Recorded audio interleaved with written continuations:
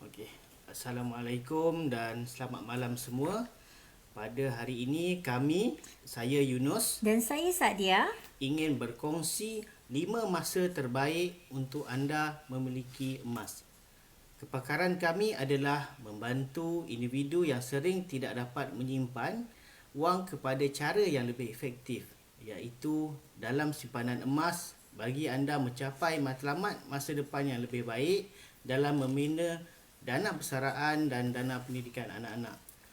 Untuk meneruskan sesi malam ini, Saadiah akan berkongsi ilmu emas dengan anda semua. Terima kasih. Assalamualaikum warahmatullahi wabarakatuh dan selamat malam. Bertemu kita lagi pada malam ini untuk sesi FB Live bersama Yunus dan Sadia. Okey, sebelum kita mulakan sesi pada malam ini, saya mohon sahabat semua untuk share video ini, kongsikan di Facebook page anda, kongsikan di Facebook personal anda, dan kalau anda ada banyak grup, boleh kongsikan di grup anda. Okey, kita kongsikan ilmu ni dengan ramai orang supaya lebih ramai rakan-rakan di luar sana akan tahu ilmu emas yang kami ingin kongsikan pada hari ini.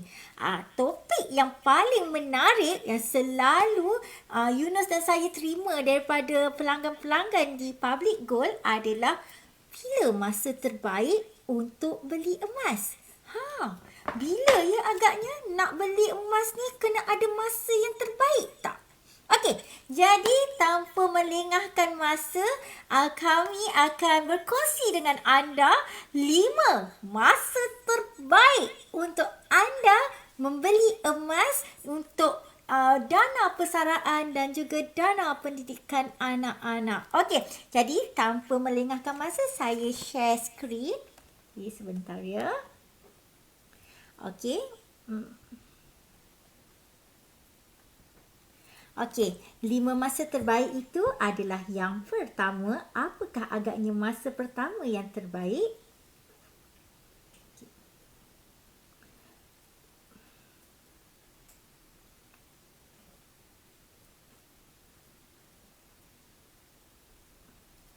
Okey, yang pertama adalah anda boleh beli emas apabila ada duit di tangan anda.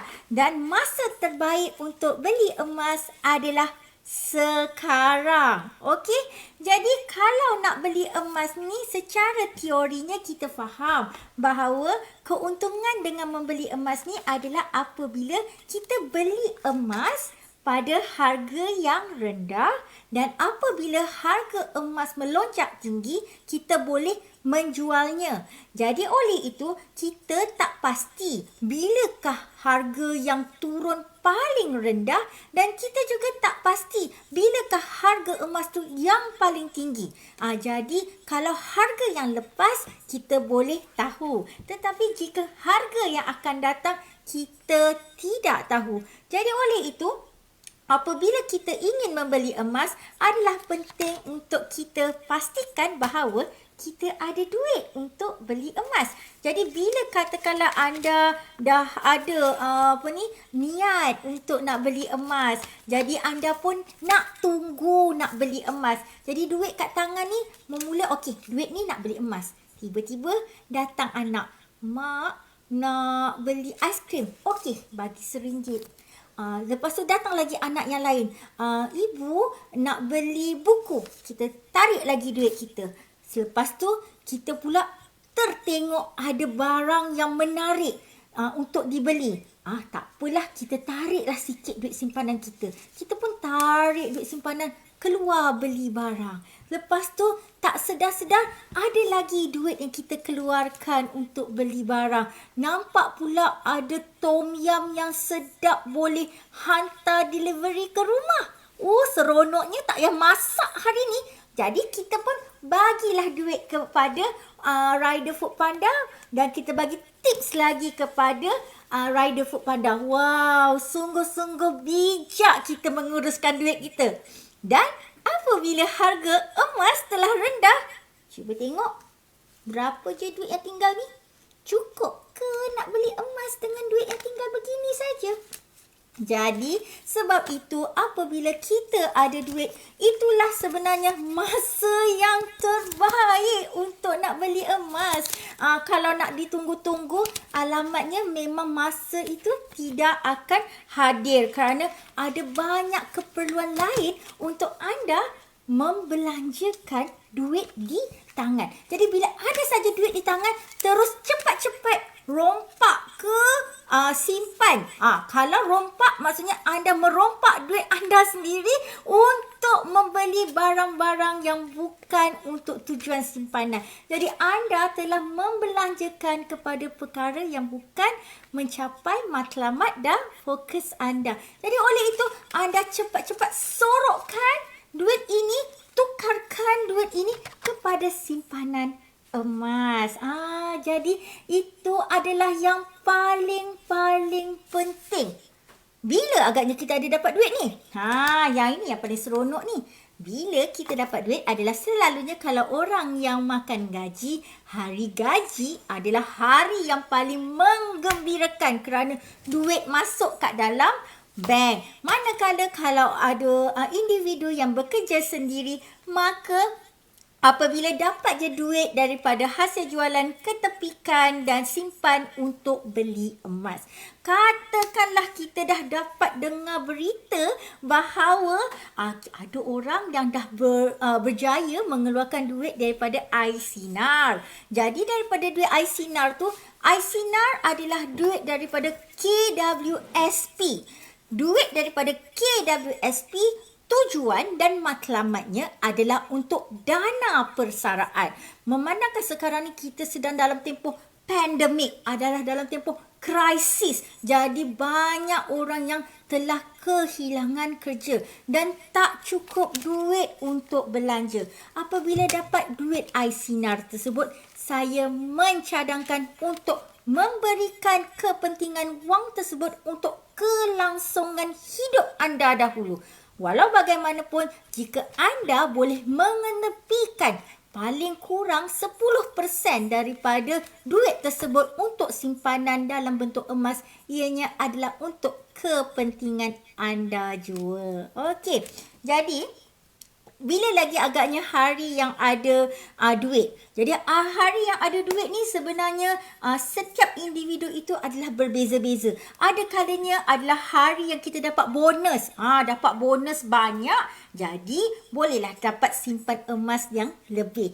Ada juga orang yang mempunyai hartanah. Dalam hartanah ni dia bayar dapat duit sewa. Jadi apabila dapat duit sewa, boleh ketepikan duit tersebut juga ya untuk simpanan emas. Dan yang paling seronok apabila ada orang berhutang dengan anda, membayar hutang anda, dan pada masa itu adalah duit simpanan anda dan anda boleh gunakan juga untuk simpanan emas. Okey, jadi kat sini anda akan nampak betapa senangnya sebenarnya anda ingin menyimpan emas.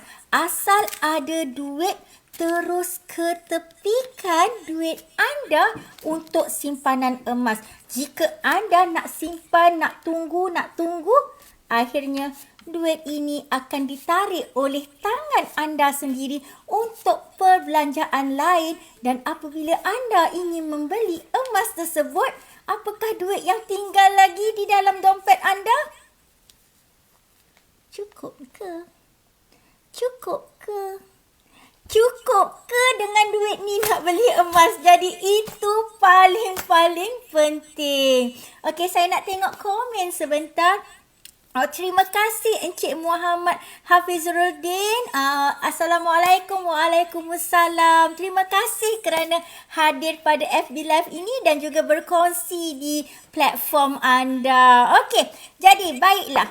Untuk yang seterusnya, saya juga ingin berkongsi dengan anda apakah masa terbaik yang kedua. Yang kedua, untuk membeli emas. Okey, sebentar ya. Saya ni bukanlah pandai sangat dalam gadget-gadget ni. Jadi saya kena buat slow-slow untuk gadget ni. Okey, sebentar. Okey. Sekarang sahabat semua boleh nampak dengan jelas ya. Apakah masa yang kedua? Masa yang kedua sama ada anda nak tunggu harga emas terendah di pasaran emas. Anda ada mesin masa tak? Anda ada kawan-kawan yang ada mesin masa yang boleh tahu confirm harga emas esok, lusa, minggu depan, bulan depan, tahun depan berapa? Ada ke? Selalunya kita hanya tahu harga emas pada masa itu sendiri. Walau bagaimanapun ada juga orang yang pandai membuat analisis teknikal untuk ramalan harga emas. Tapi seperti yang saya ingin tekankan di sini, apabila kita sebut ramalan, adakah ramalan itu 100% menjadi nyata? Kita pun dah tahu kalau ramalan ni maksudnya ada naik dan turun. Ada betul ataupun tidak. Jadi ramalan adalah tetap ramalan. Dan ramalan itu akan menjadi kenyataan pada bila masanya tiba nanti. Oleh itu, jika anda nak tahu harga emas yang terendah yang kita pernah tahu, yang saya memang confirm dah tahu adalah 20 tahun lepas. Yang ini lebih kurang macam sebelum zaman-zaman saya dan Yunus bercinta ya. Masa zaman tu 20 tahun lepas ni, harga emas memang antara yang terendah di pasaran. Hanya dalam lingkungan 30 ke 35 ringgit sahaja segram. Tapi masa tu untuk individu yang bahaya-bahaya kami ataupun yang lebih senior daripada kami, dah berjaya tak beli emas berkoyan-koyan masa tu? Kerana masa itu kita nampak duit 30-35 ringgit nak beli 1 gram emas pun mahal sangat. Jadi kalau sekarang ini, kalau kita lihat balik masa yang lepas, alah RM30 je. Tak banyak. Tapi masa itu harga RM30 sangat tinggi. Kerana emas harganya selalu akan kekal berada pada harga yang tinggi pada setiap zaman. Kalau kita nak ikutkan ya, ada tak orang nak kumpul barang yang murah-murah? Ada ke? Ada orang yang suka kumpul barang murah-murah tetapi tiada value. Orang selalunya suka kepada kumpulkan barang yang ada value. Dan barang yang ada value selalunya harganya adalah agak mahal. Okey, emas juga tergolong dalam harga barang yang value yang adalah harga yang mahal. Oleh itu, jika kita nak tunggu harga emas ni turun, ya Allah ya Tuhanku, 20 tahun lepas memang harga emas memang rendah. Tapi berjayakah anda membeli emas pada masa itu? Oleh itu, saya juga nak bagi satu lagi contoh. Katakanlah anda beli emas sekarang, beli paling kurang pun 1 gram. Paling kurang ni 1 gram sekarang. Dan kemudian anda tulis pada diary anda ataupun letakkan pada kalender Google anda dan hantar reminder lagi 3 tahun bagi tahu diri anda sendiri berapakah harga emas yang anda beli pada hari ini. Pada 2, 3 ataupun 5 tahun akan datang, reminder tersebut akan datang kepada diri anda sendiri dan anda akan lihat harga emas yang anda beli pada hari ini rendah ataupun tidak, mahal ataupun tidak, ataupun harga pada masa akan datang adalah lebih rendah daripada harga sekarang.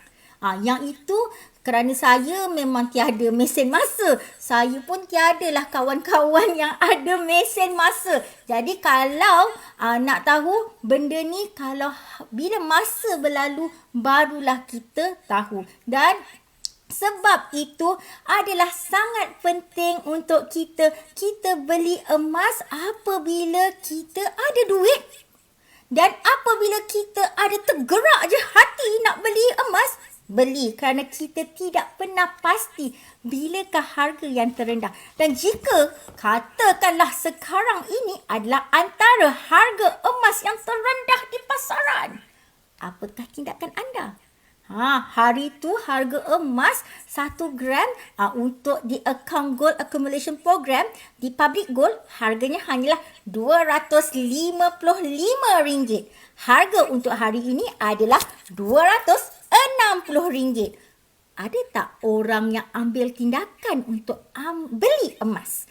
Kerana harga tertinggi telah direkodkan pada Ogos 2020 iaitu harganya telah mencecah lebih daripada RM300.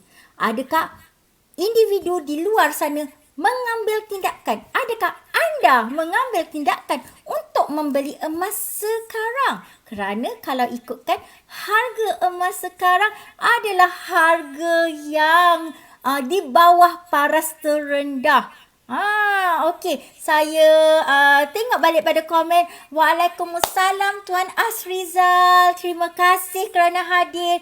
Ni saya nak tengok komen daripada Puan Miza Sarif. Tahun 1998, masa tu saya beli emas segram RM30. Ya, betul tu Puan. Kerana masa kami mendirikan rumah tangga, kami beli emas dalam lingkungan harga sebegitu. Dan waalaikumsalam juga untuk Encik Fazrul Naim. Okey, baiklah. Sekarang ini saya ingin pergi ke topik yang ketiga, iaitu okey. Yang ketiga, saya tukarkan skrin. Okay, sebentar ya. Okey. Sekarang ni, untuk masa terbaik yang ketiga untuk anda membeli emas adalah apabila mengukur potensi kenaikan dan penurunan harga emas di pasaran. Bagaimana tu? Macam mana kita nak tahu harga potensi emas ni naik ke, turun ke? Yang macam mana graf dia naik, turun. Ada orang kata rugi beli emas ni. Harga emas sentiasa naik dan turun. Bila agaknya harga emas ni naik? Bila agaknya harga emas ni turun? Kalau tanpa ilmu, dengar je apa orang cakap, kita iyakan je dan kita pun mengiyakan apa yang orang cakap tu pun mungkin tak betul. Jadi sebab itu kita kena mendengar maklumat daripada orang yang pakar tentang ilmu emas, orang yang banyak membuat pembacaan tentang emas dan orang yang pernah membeli emas. Jika orang yang bercakap dengan anda tu 1 gram emas pun tak pernah beli, anda percaya pada cakap orang sebegitu? Itu terpulang pada diri sendiri. Kerana saya ada juga berhadapan dengan individu yang cakap, rugi beli emas ni. Sangat rugi. Harga emas turun. Kalau nak tengok kan, harga 20 tahun, turun pun dah naik berkali-kali ganda. Tetapi bila saya tanya pada individu tersebut, dah pernah beli emas ke? 1 gram emas pun tak pernah beli. Jadi macam mana kita nak mendengar nasihat dengan orang yang tak pernah membeli emas? Jadi saya kongsikan kat sini bagaimana kita nak tahu naik turun harga emas ini sebenarnya ianya banyak dipengaruhi oleh faktor fundamental yang biasanya di luar jangkaan saya, anda ataupun sesiapa. Yang ini semuanya adalah banyak faktor yang akan menyebabkan harga emas itu naik ataupun turun. Contohnya, bencana alam. Anda boleh kontrol bencana alam? Bagi tahu kat saya. Boleh tahu bilakah bencana alam itu? Kita pun tak pasti. Jadi bencana alam, lepas tu kalau ada kegawatan ekonomi, yang ini adalah di luar kawalan kita. Jadi bila kegawatan ekonomi, harga emas akan turut ada trend kenaikan juga ya. Jadi selepas tu kalau kita tengok juga untuk kenaikan harga minyak, apabila minyak punya demand tu banyak, ada juga pergerakan harga di situ. Dan apabila ada peperangan, bila ada peperangan pun harga emas turut akan terkesan dengan pergerakan harga emas sedunia. Dan contoh yang terdekat yang sekarang ini kita anda, saya, ramai orang seluruh dunia sedang menghadapinya, iaitu wabak pandemik untuk COVID-19. Adakah ianya di dalam kawalan kita? Yang ini adalah satu faktor di luar jangkaan. Jika kita tengok ya, tahun 2020, pada mulanya harga emas telah turun dengan rendahnya semasa permulaan pandemik, masa kita mula PKP, memang harga emas telah turun menjunam. Dan ramai orang telah mula membeli emas. Kemudian harga emas itu telah mula meningkat dan ianya tidak sampai kira jika sekarang ni pun harga emas walaupun naik dan turun tidak lagi sama seperti harga emas semasa sebelum pandemik yang lepas. Okey, ini sebagai contoh ya. Dan pada masa yang sama, antara faktor fundamental ini adalah apabila nilai USD iaitu US dollar dalam pasaran pertukaran mata wang asing ada melibatkan pertukaran wang asing ni, jadi itu juga melibatkan kenaikan ataupun penurunan harga emas.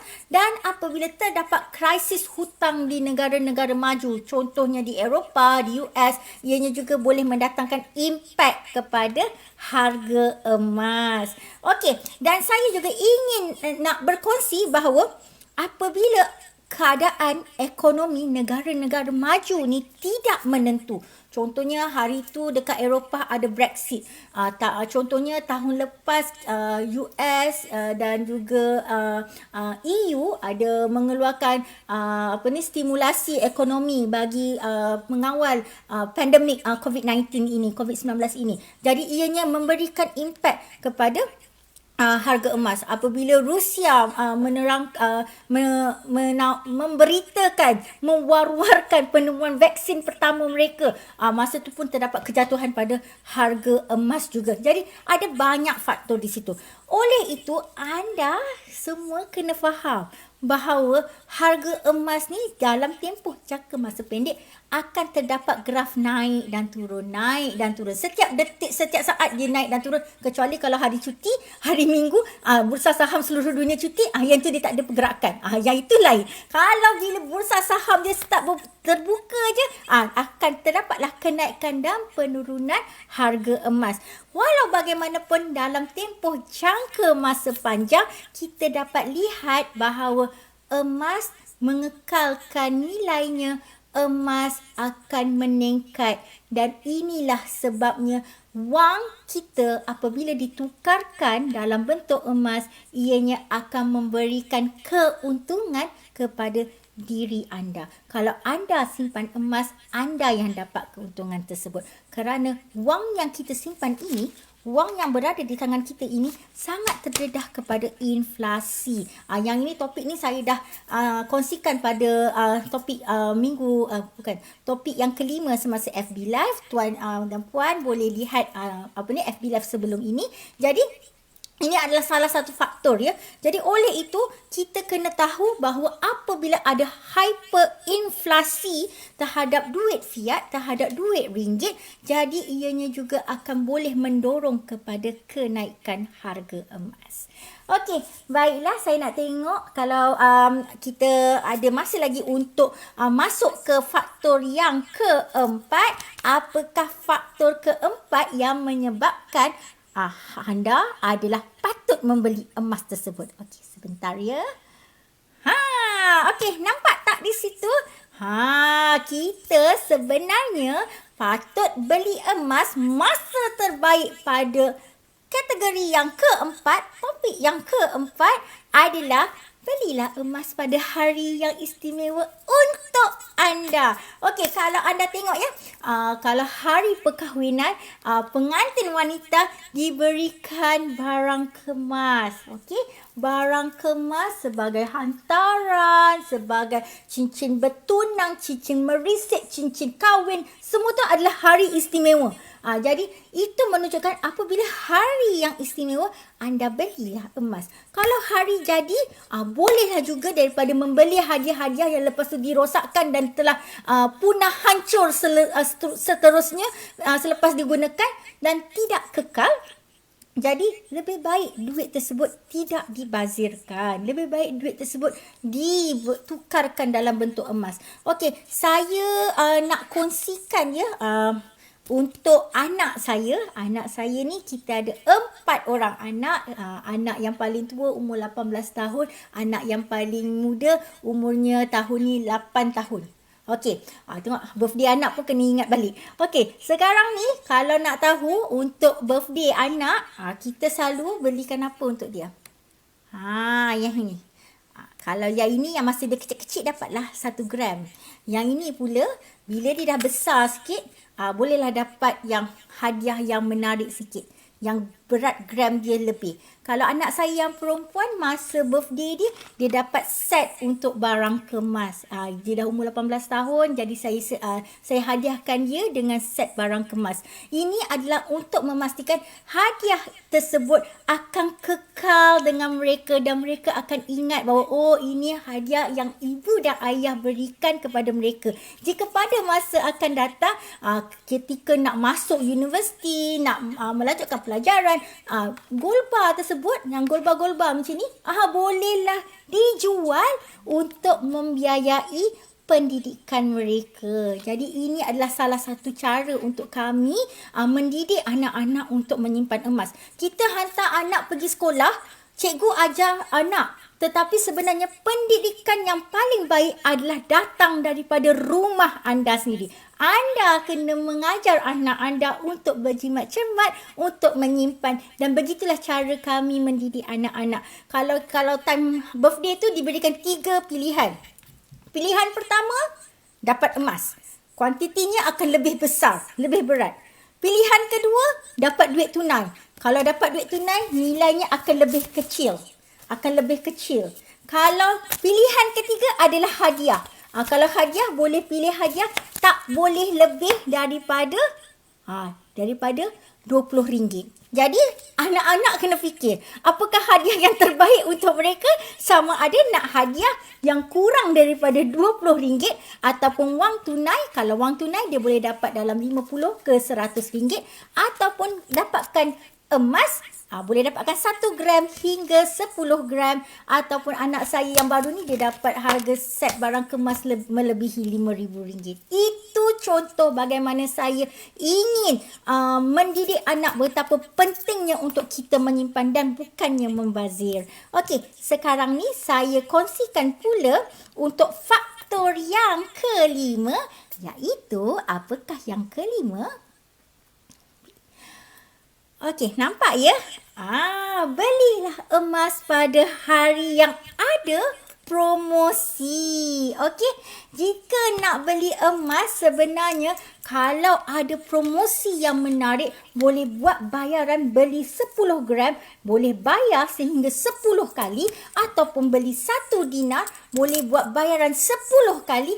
Ini adalah contoh promosi yang terbaik untuk anda membeli emas. Jika katakanlah anda sukakan barang kemas yang akan menyerlahkan keserian pada wanita, belilah semasa ada promosi tersebut. Jadi selalunya syarikat-syarikat ni bila ada harga runtuh, harga promosi, inilah waktu yang terbaik untuk anda membeli emas. Okey, itu adalah 5 faktor masa terbaik untuk membeli emas. Jadi saya ulang 5 faktor ini sebentar ya.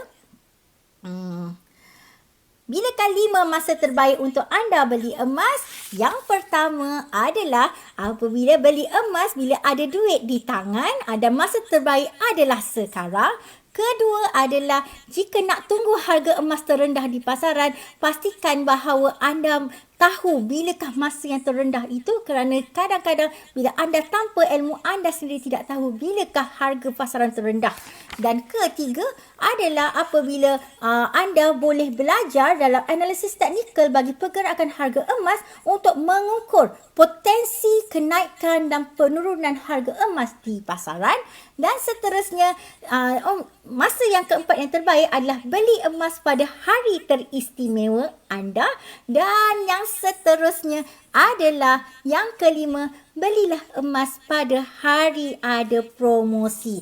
Bila kita cakap pasal promosi, saya terus nak berkongsi dengan anda bahawa PG Jewel sekarang ini sedang mengadakan promosi untuk pembelian barang kemas PG Jewel 916 bagi koleksi biskut dan pulut dengan bayaran RM228 per gram. Anda akan boleh mendapat diskaun tambahan sebanyak 1% dengan menggunakan kod diskaun kami SNRLUV, dan tempoh promosi ini akan tamat pada esok hari 15 Februari 2021 pada jam 11.59. Jadi saya boleh nak kongsikan dengan anda apakah koleksi yang ada sekarang ni. Anda boleh lihat ya, sekarang ni banyak koleksi biskut dan pulut yang ada ditawarkan di PG Jewel, dan ini akan memberikan anda pilihan barang kemas yang terbaik, sama ada untuk hari jadi anda ataupun untuk insan tersayang sebagai diorang punya hadiah dan juga surprise. Jadi jangan lupa untuk masukkan kod diskaun SNRLUV untuk mendapatkan kod diskaun sebanyak 1% bagi pembelian koleksi biskut dan pulut. Okey, saya rasa kita dah bersiaran selama 30 minit dah. Jadi saya tanpa membuang masa, saya ingin mengundang suami saya, Muhammad Yunus, untuk bersama saya.